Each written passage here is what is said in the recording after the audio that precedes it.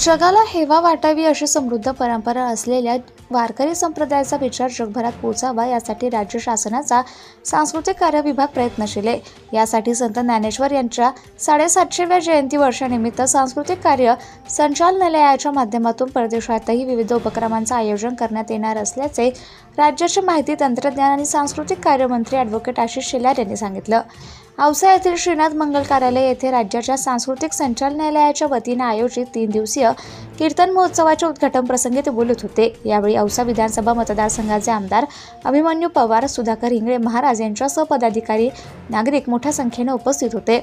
संत ज्ञानेश्वरांनी अवघ्या जगाच्या कल्याणाची मागणी देवाकडून करून वैश्विक कल्याणाचा विचार मांडला। हाच विचार घेऊन वारकरी संप्रदायाने आपली वाटचाल केली। या परंपरेचा वारसा पुढे नेण्यासाठी सांस्कृतिक कार्य संचालनालयाने कीर्तन महोत्सव आयोजित केला असून वारकरी परंपरेचा समृद्ध वारसा लाभलेल्या औसा नगरीत हा महोत्सव होत असल्याचा आनंद ॲडव्होकेट शेलार यांनी व्यक्त केला।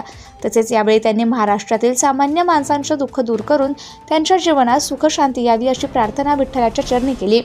प्रधानमंत्री नरेंद्र मोदी यांच्या संकल्पनेनुसार मुख्यमंत्री देवेंद्र फडणवीस यांनी महाराष्ट्राला 2047 पर्यंत विकसित राज्य घडविण्याचा संकल्प केला आहे।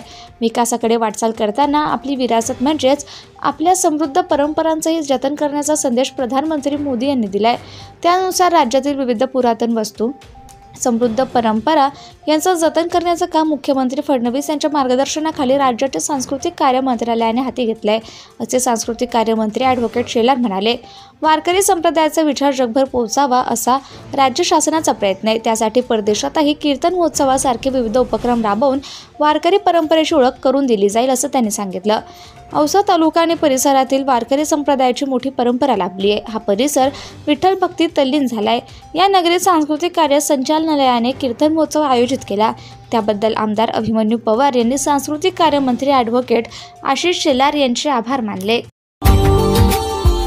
Subscribe now and press the bell icon. Never miss an update.